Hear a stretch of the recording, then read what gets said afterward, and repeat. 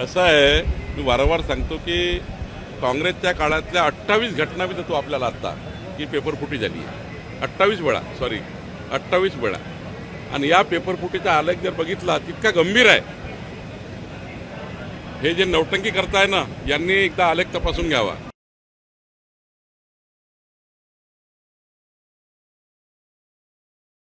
कुल्लूभर पाणी डुबून मरतील इतक्या वेळा पेपरफुटी झाली आहे. त्यामुळं मी मान्यच केलं की सरकारने याच्यात लक्ष टाकलं पाहिजे, आम्ही लक्ष टाकलं पाहिजे. आणि सरकारने सुमोठं लक्ष टाकलं होतं. जेव्हा पेपरफुटी माहीत झाल्याबरोबर केंद्रीय सर्व या ठिकाणी ज्या काही आपल्या त्या ठिकाणी एजन्सीच्या त्या ठिकाणी पूर्ण इन्व्हॉल्व झाल्या आणि सरकारने शोधून काढलं. कोणी तक्रार दिली नाही, दन शोधून काढलं. आणि त्यामुळं मला असं वाटतं की काँग्रेसच्या काळात ज्या पेपरफुटी झाल्या होत्या अरे कोणी विचारलंही नाही. त्यामुळं मला असं वाटतं की हे जे राजकारण नौटंकी चालू आहे, माननीय प्रधानमंत्री मोदीजींनी, आमचे अमित शहाजींनी, आमच्या सर्व वरिष्ठ नेतृत्वाने दखल घेतली आहे. ही गोष्ट खरी आहे. पेपरफुटी होऊ नये. विद्यार्थ्याला प्रचंड मनस्ताप होतो, विद्यार्थी आत्महत्येकडे जातात. अशा घटना होत नाही, ह्या काही मान्यच नाही कुणाला.